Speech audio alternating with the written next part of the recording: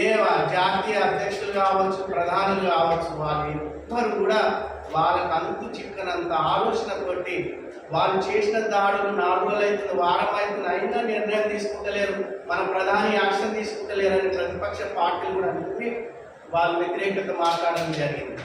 కానీ అతను ఆలోచన చేసి కేవలము జన నష్టం జరగకుండా, ఎవ్వరు కూడా సామాన్యుడు చావకుండా, కేవలం ఉగ్రవాదాలు నివసిస్తున్న ప్రాంతాలు వాటిపైన దాడి చేయాలని ఆలోచన చేసి మొత్తం 9 ఉగ్రవాద స్థావరాలను మొత్తం ధ్వంసం చేయడం జరిగింది. కేవలం ఒక 25 నిమిషాలలో మొత్తం చేయడం జరిగింది.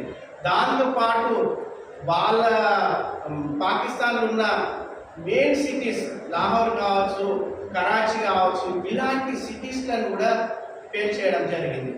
ఈరోజు పాకిస్తాన్ మా దగ్గర